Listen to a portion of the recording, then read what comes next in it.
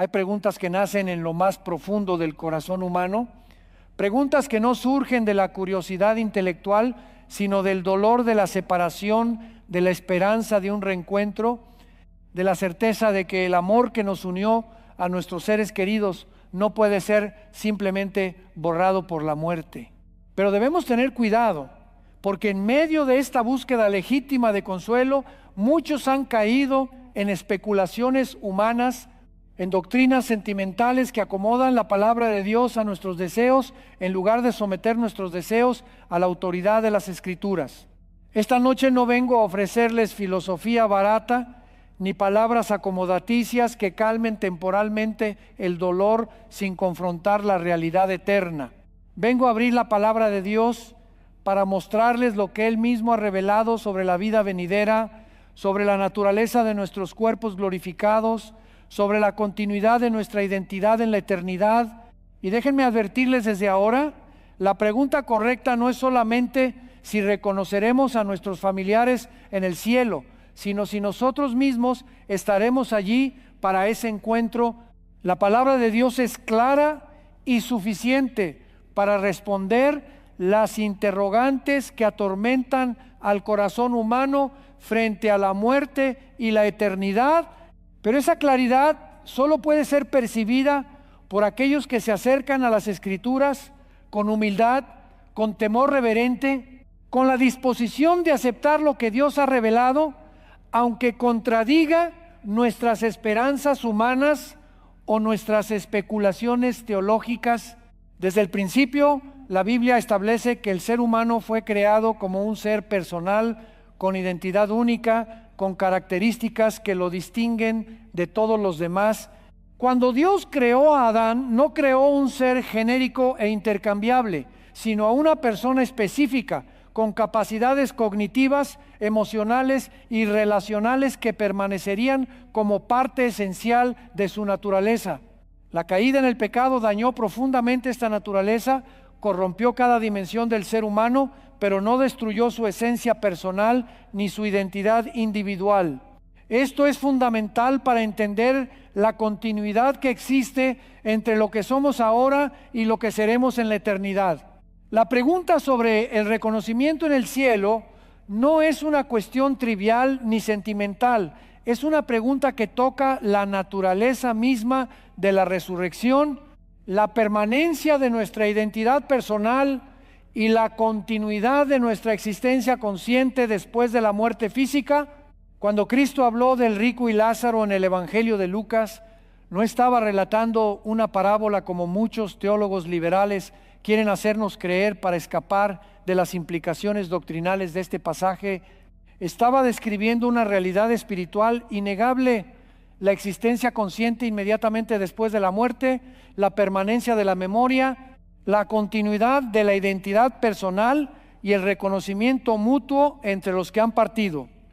El rico en el Hades reconoció a Abraham, aunque nunca lo había visto en vida.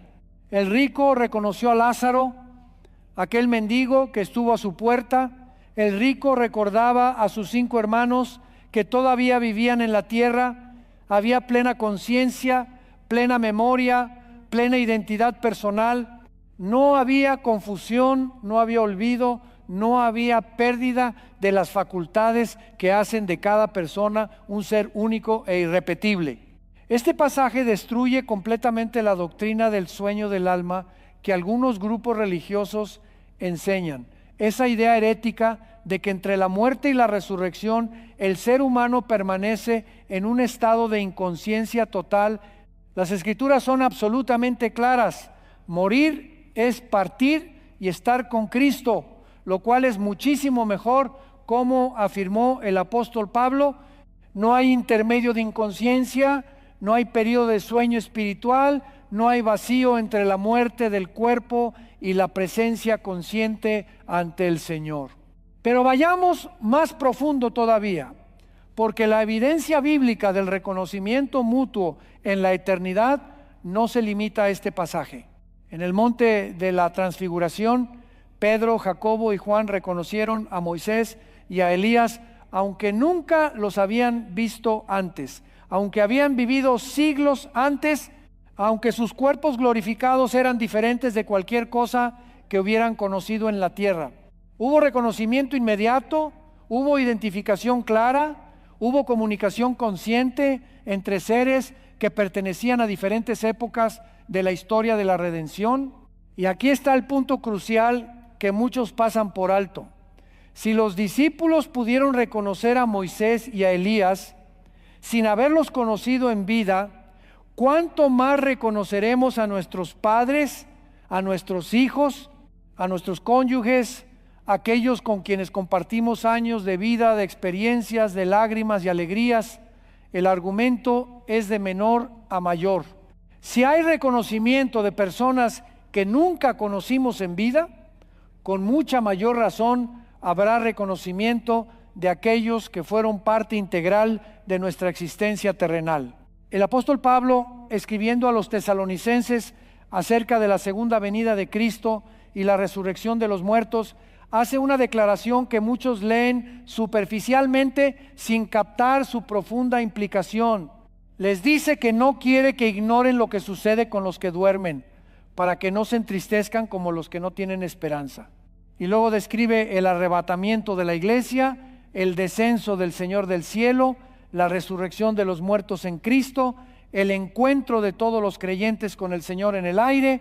Pero la conclusión de Pablo es reveladora. Por tanto, alentaos los unos a los otros con estas palabras. Piensen en esto por un momento. Si la resurrección implicara la pérdida de nuestra identidad, si en el cielo fuéramos seres genéricos sin memoria de nuestras relaciones terrenales, si no hubiera reconocimiento mutuo entre los redimidos, esta exhortación de Pablo carecería completamente de sentido. El consuelo que Pablo ofrece a los creyentes que han perdido a sus seres queridos está fundamentado precisamente en la certeza del reencuentro, en la esperanza del reconocimiento mutuo, en la promesa de que las relaciones que fueron santificadas en Cristo tendrán su continuidad gloriosa en la eternidad.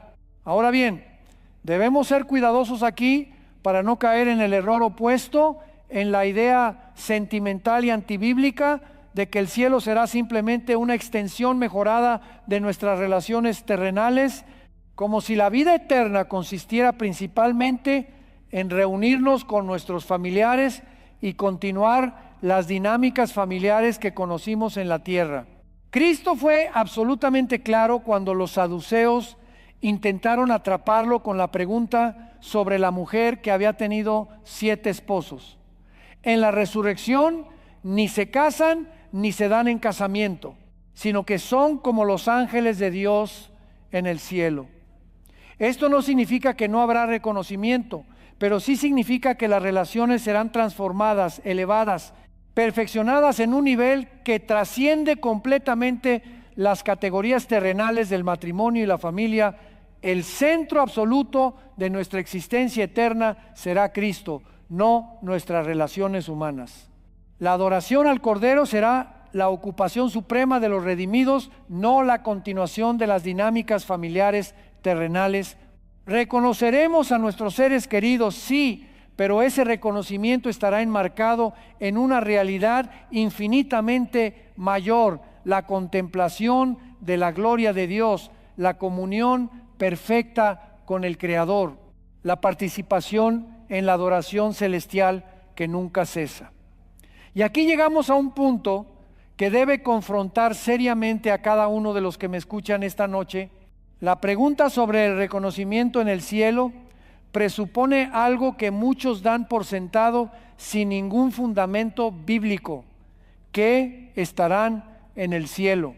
Hermanos, hay millones de personas que asumen automáticamente que irán al cielo, que se reencontrarán con sus seres queridos, que participarán de la vida eterna, pero que viven en pecado abierto, en rebelión contra Dios, en indiferencia espiritual, sin arrepentimiento genuino, sin transformación de vida, sin fruto del Espíritu Santo.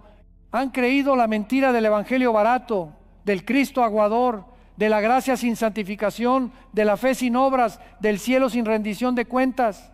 Piensan que porque un día repitieron una oración, porque asisten ocasionalmente a una iglesia, porque fueron bautizados en su infancia, porque son buenas personas según los estándares humanos, tienen garantizado su lugar en la presencia de Dios. Pero la palabra de Dios es devastadoramente clara: sin santidad nadie verá al Señor. No son los que dicen Señor, Señor, sino los que hacen la voluntad del Padre Celestial, los que entrarán en el reino de los cielos. Muchos dirán en aquel día, Señor, Señor, y Cristo les responderá: nunca os conocí, apartaos de mí, hacedores de maldad. Permítanme ser absolutamente directo, porque hay vidas eternas en juego esta noche y no tengo derecho a suavizar la verdad para no ofender sensibilidades religiosas. Si estás viviendo en fornicación, en adulterio, en pornografía, en adicciones que controlan tu vida, en prácticas homosexuales, en idolatría materialista, en engaños y mentiras cotidianas, en amargura y falta de perdón, en chismes y división en la iglesia, en codicia disfrazada de prosperidad, en orgullo espiritual disfrazado de conocimiento bíblico, déjame decirte con todo el amor pastoral que tengo, pero con toda la autoridad de la palabra de Dios, si no te arrepientes, si no abandonas radicalmente ese pecado, si no experimentas una genuina conversión que transforme tu mente, tu corazón y tu conducta, no importa cuántas veces hayas levantado la mano en una campaña evangelística, no importa cuántos años hayas asistido a la iglesia, no importa si eres diácono, anciano o hasta pastor, no verás el reino de Dios y por tanto no habrá para ti reconocimiento alguno en el cielo, porque no estarás allí. Estarás en el otro lugar, en ese lugar de tormento consciente del que habló Cristo mismo más que cualquier otro tema, en ese lugar donde el gusano no muere y el fuego nunca se apaga, en ese lugar de separación eterna de la presencia de Dios. La doctrina del reconocimiento en el cielo cobra su verdadero peso cuando entendemos que nuestra identidad personal, esa esencia que nos hace únicos, no solo continuará en la eternidad, sino que será perfeccionada, purificada, glorificada, más allá de lo que podemos imaginar ahora. El apóstol Pablo lo expresa con una frase enigmática, pero profundamente reveladora: ahora conozco en parte, pero entonces conoceré como soy conocido. Hay un conocimiento perfecto que nos espera, un conocimiento que trasciende las limitaciones de nuestra mente caída, de nuestras percepciones distorsionadas por el pecado, de nuestras relaciones marcadas por el egoísmo y la incomprensión. En el cielo no solo reconoceremos a nuestros seres queridos, sino que los conoceremos en una dimensión que nunca fue posible en la tierra. Conoceremos sus pensamientos sin necesidad de palabras. Entenderemos sus motivaciones sin explicaciones. Compartiremos una comunión que no estará contaminada por el orgullo, por la competencia, por los malentendidos, por las heridas del pasado. Pero, y esto es crucial para entender la naturaleza de las relaciones eternas, ese conocimiento perfecto no será un fin en sí mismo, sino un medio para glorificar juntos a aquel que nos redimió, a aquel que nos transformó, a aquel que hizo posible que pecadores como nosotros pudiéramos estar en su santa presencia. Piensen en esto: cada persona que conoceremos en el cielo llevará en su cuerpo glorificado, en su historia redimida, en su testimonio eterno, las marcas de la gracia transformadora de Dios. Reconoceremos a nuestra madre creyente, pero la veremos libre de todas las debilidades, los temores, las limitaciones que la caracterizaron en la tierra. Reconoceremos a nuestro padre cristiano, pero lo veremos perfeccionado en Cristo, sin las fallas, los pecados, las inconsistencias que marcaron su vida terrenal. Reconoceremos a nuestros hijos que partieron en Cristo, pero los veremos en la plenitud de lo que Dios siempre quiso que fueran, sin las luchas, las rebeliones, las desviaciones que quizás experimentaron durante su peregrinaje terrenal. El reconocimiento no será motivo de tristeza por lo que no fueron en la tierra, sino de alabanza por lo que la gracia de Dios hizo con ellos a pesar de todo. Cada vida redimida será un testimonio viviente del poder transformador del Evangelio, de la fidelidad de Dios para completar la obra que comenzó, de la suficiencia de la sangre de Cristo para purificar de todo pecado. Pero hay otra dimensión del reconocimiento celestial que muchos no consideran, una dimensión que debería llenar nuestros corazones de asombro reverente y de tremenda responsabilidad. En el cielo también reconoceremos a personas que nunca conocimos en la tierra, pero cuyas vidas impactaron nuestra fe, cuyo testimonio fortaleció nuestra perseverancia, cuyo martirio selló la autenticidad del Evangelio que recibimos. Reconoceremos a los apóstoles que escribieron, las cartas que nos edificaron, a los profetas que proclamaron las verdades que nos confrontaron, a los mártires que murieron defendiendo la fe que nosotros profesamos. Imaginen el momento en que un creyente de nuestro tiempo reconozca al apóstol Pablo y pueda agradecerle personalmente por la claridad doctrinal de sus epístolas, por su valentía frente a la persecución, por su fidelidad absoluta al Evangelio que recibió del Señor mismo. Imaginen el momento en que reconozcamos a aquellos hermanos que fueron quemados vivos, despedazados por las fieras, torturados hasta la muerte porque se negaron a negar el nombre de Cristo, porque valoraron la fidelidad a la verdad más que la preservación de sus vidas temporales. Esa comunión de los santos a través de las edades, ese reconocimiento mutuo entre creyentes de todas las épocas y de todas las naciones, será uno de los aspectos más gloriosos de la vida eterna. Y precisamente aquí es donde la doctrina del reconocimiento en el cielo debe confrontarnos con preguntas penetrantes sobre nuestra vida actual.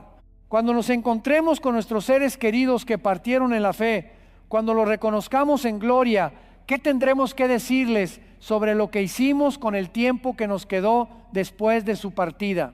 Podremos mirarlos a los ojos y decirles que permanecimos fieles, que mantuvimos el testimonio, que continuamos en santidad, que no desperdiciamos las oportunidades que Dios nos dio.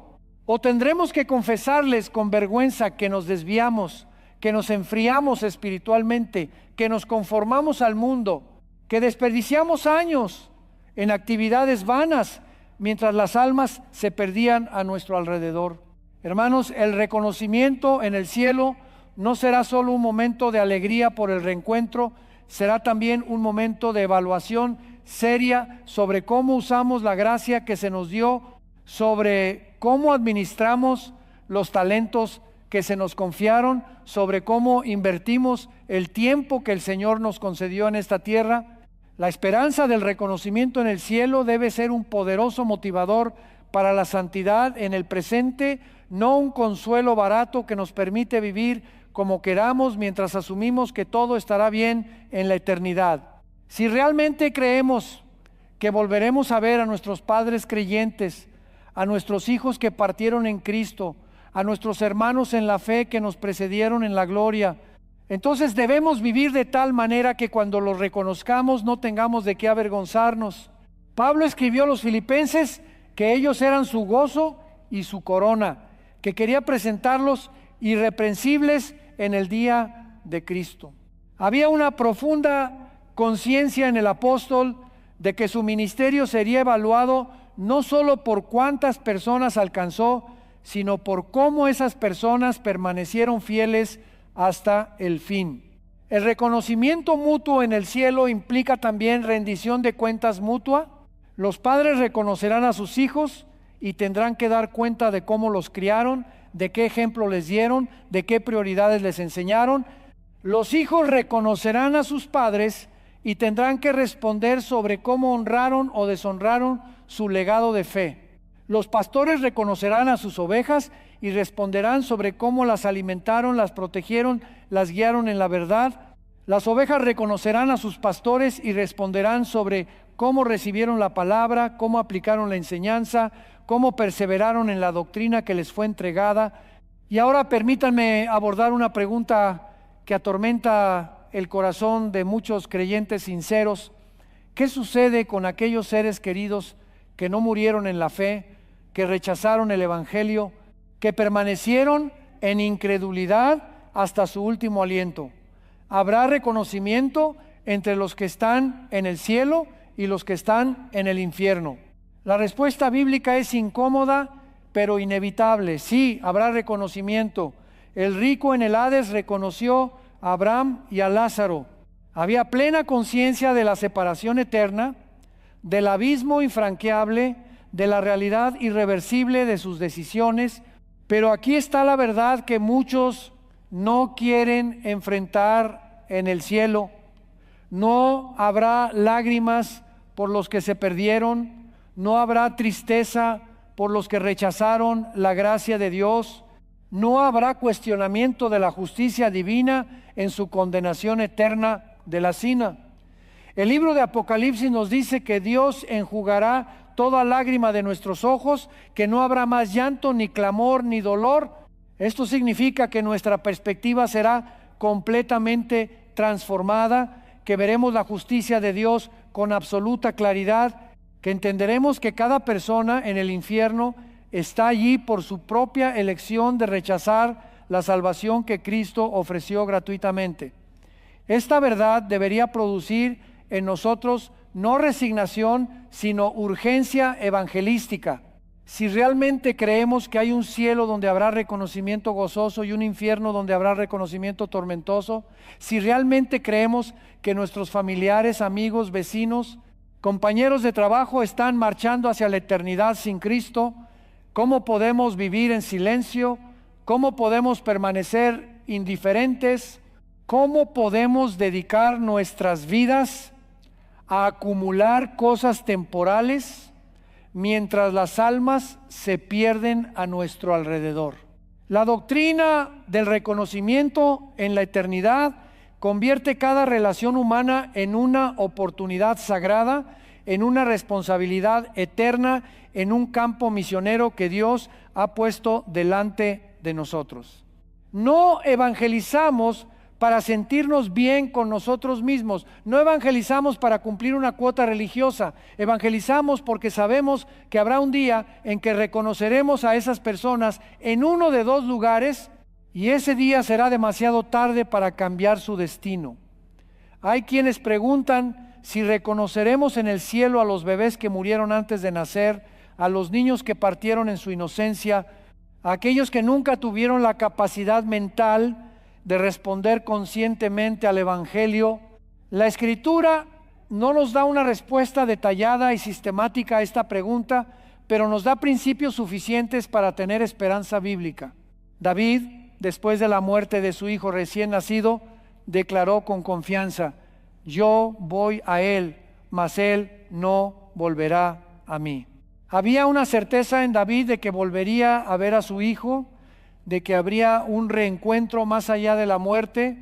La justicia de Dios, su misericordia infinita, su carácter revelado en las Escrituras, nos dan fundamento para confiar que aquellos que murieron sin capacidad de responder conscientemente al Evangelio están bajo la cobertura de la gracia divina.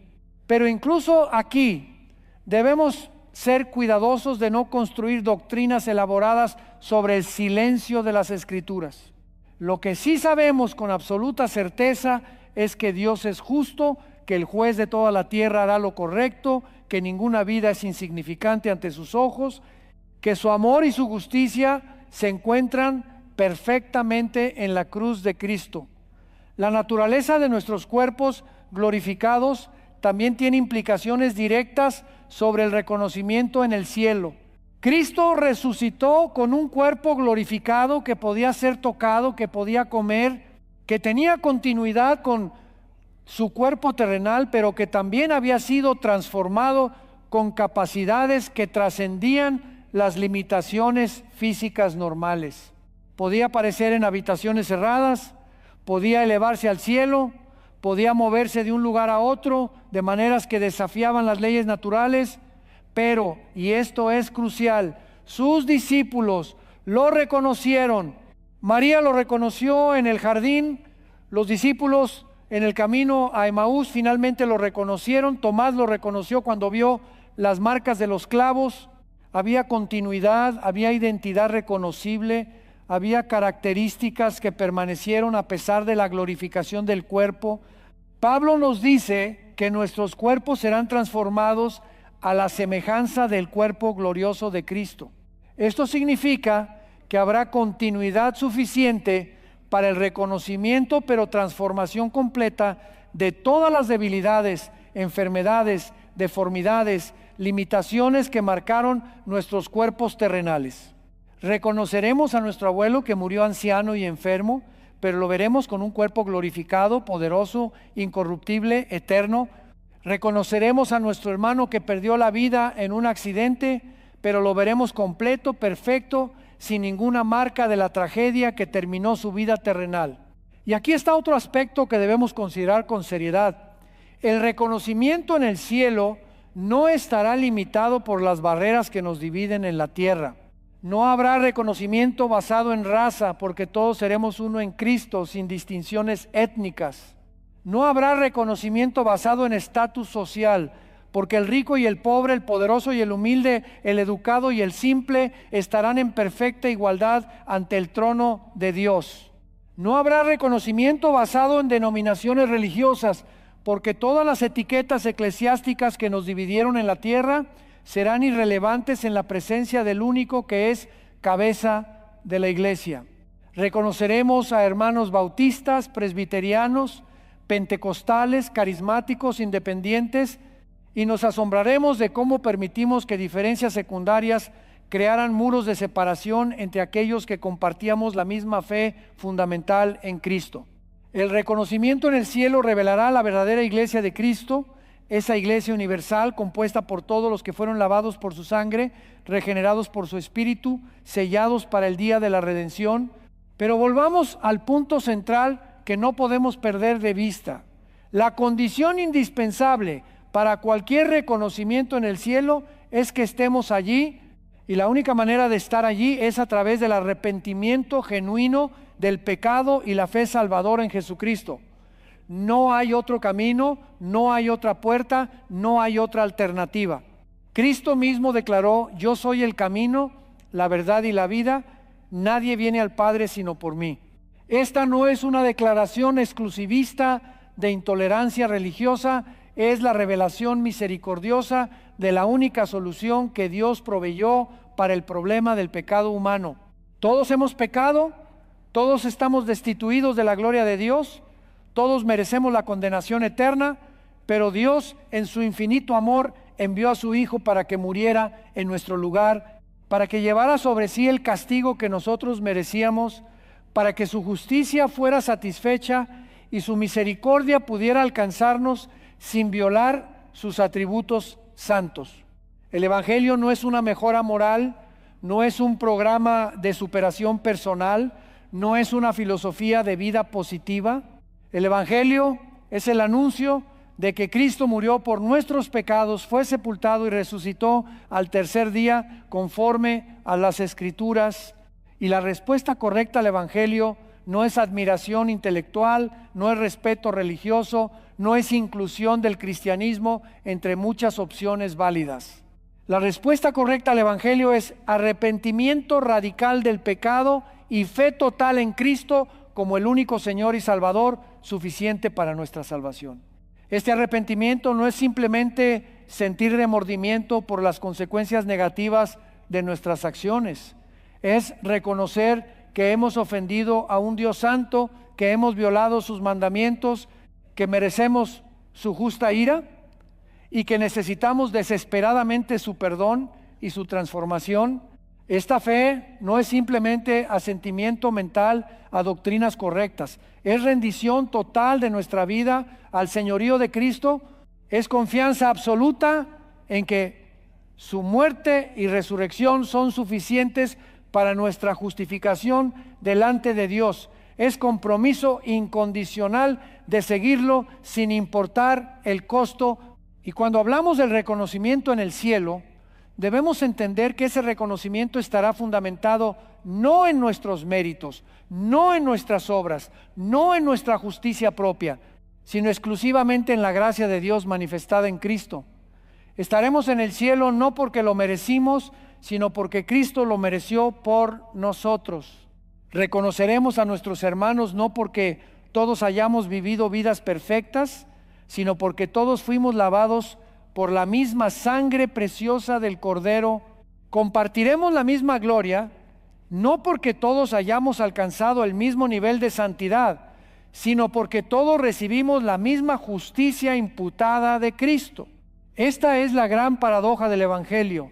Los que menos merecían estar en la presencia de Dios son precisamente los que estarán allí, transformados completamente por su gracia, hechos nuevas criaturas, vestidos con las vestiduras blancas de la justificación que solo Cristo puede proveer. La certeza del reconocimiento en el cielo debe transformar radicalmente nuestra perspectiva sobre las despedidas temporales que experimentamos en esta vida. Cuando un creyente parte a la presencia del Señor, no decimos adiós, sino hasta luego. No lloramos como los que no tienen esperanza, sino con la confianza absoluta de que volveremos a verlo, de que lo reconoceremos, de que compartiremos juntos la eternidad en presencia del Señor. Esta esperanza no niega el dolor legítimo de la separación temporal, no minimiza el vacío que deja la ausencia física de nuestros seres queridos, pero sí coloca ese dolor en la perspectiva correcta. Es el dolor de la espera, no la desesperación de la pérdida definitiva. Es la tristeza de la ausencia temporal, no la angustia de la separación eterna. Es el anhelo del reencuentro prometido, no la resignación ante lo inevitable. Y esta esperanza debe hacer que vivamos de manera diferente, que tomemos decisiones diferentes, que prioricemos lo eterno sobre lo temporal, que invirtamos en las relaciones que trascenderán la muerte en lugar de desperdiciar nuestras vidas en la acumulación de cosas que dejaremos atrás. Pero debo advertirles contra un peligro sutil que acecha a muchos que profesan esta esperanza: la posibilidad de amar más la idea del cielo que al Dios del cielo, de desear más el reencuentro con nuestros seres queridos que la comunión con Cristo mismo, de hacer del cielo un fin en sí mismo en lugar de verlo como el lugar donde finalmente podremos adorar a Dios sin las distracciones y limitaciones de esta vida caída. El centro absoluto del cielo no son nuestras relaciones humanas, por preciosas que sean. El centro absoluto del cielo es el trono de Dios y del Cordero. La ocupación suprema de los redimidos no es conversar con nuestros familiares, aunque eso sucederá. La ocupación suprema de los redimidos es adorar al que está sentado en el trono y al Cordero, alabarlo día y noche sin cesar, contemplar su gloria sin velos, conocerlo como somos conocidos, amarlo con capacidad infinita sin las limitaciones del corazón caído. Si la motivación principal para querer ir al cielo es reencontrarnos con nuestros seres queridos y no conocer a Dios en toda su gloria, entonces tenemos un problema serio con nuestras prioridades espirituales. El apóstol Juan, en su visión del cielo registrada en Apocalipsis, vio una gran multitud que nadie podía contar, de todas las naciones, tribus, pueblos y lenguas, de pie delante del trono y del Cordero, vestidos con vestiduras blancas y con palmas en sus manos, y clamaban a gran voz diciendo: la salvación pertenece a nuestro Dios, que está sentado en el trono y al Cordero. Esa será la ocupación, el gozo, la realización suprema de los redimidos. Atribuir la salvación completamente a Dios, reconocer que todo lo que somos y todo lo que tenemos es por su gracia, alabarlo eternamente por la salvación tan grande que proveyó a un costo infinito. En ese contexto de adoración perpetua, de contemplación de la gloria divina, de comunión perfecta con el Creador, reconoceremos a nuestros seres queridos, nos gozaremos en su presencia, compartiremos testimonios de la fidelidad de Dios, pero todo eso estará subordinado a la suprema realidad de estar en la presencia del Santo de Israel.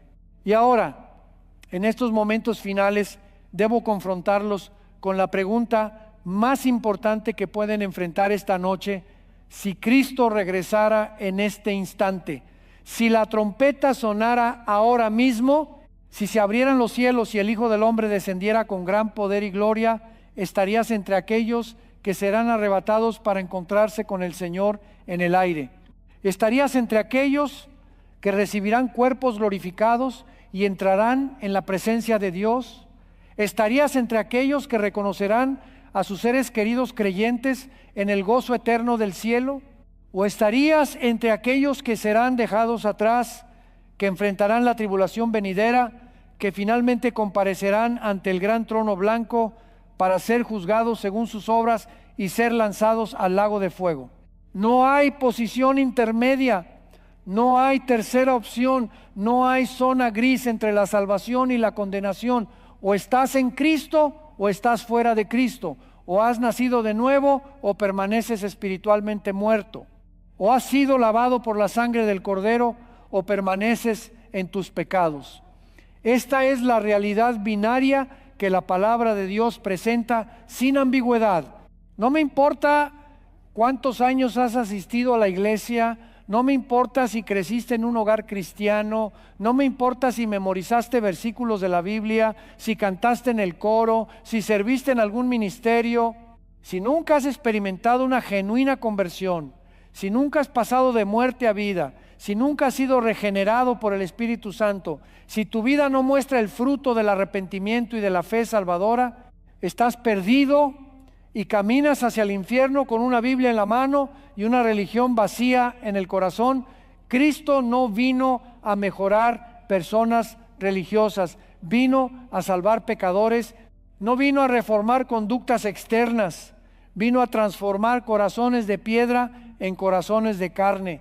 No vino a añadir Cristo a nuestras vidas ocupadas, vino a ser el Señor absoluto de todo lo que somos. Y si Él no es Señor de todo, no es Señor en absoluto.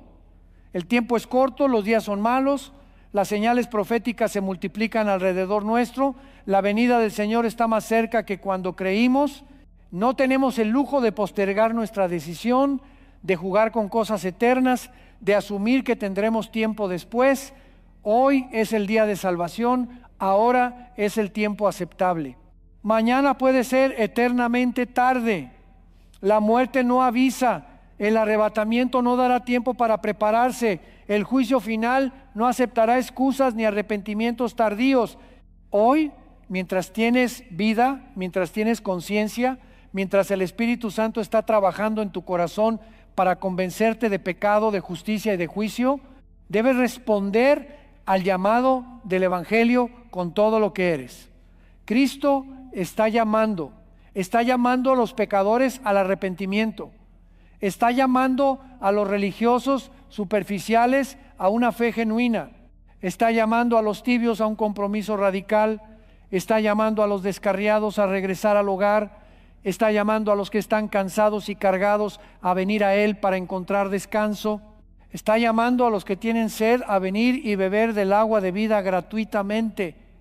Pero también está advirtiendo que llegará el día en que la puerta se cerrará, en que la oportunidad terminará, en que su paciencia se agotará y su justicia se manifestará sin misericordia sobre aquellos que despreciaron su gracia. La esperanza del reconocimiento en el cielo es real, es bíblica, es gloriosa. Volveremos a ver a nuestros seres queridos que partieron en la fe. Los reconoceremos, nos regocijaremos juntos, adoraremos al Cordero por toda la eternidad. Pero esa esperanza solo es nuestra si estamos en Cristo, si hemos sido lavados por su sangre, si hemos sido sellados por su Espíritu, si permanecemos fieles hasta el fin. No jueguen con su alma eterna. No arriesguen su destino eterno. No asuman que todo estará bien sin fundamento bíblico para esa asunción.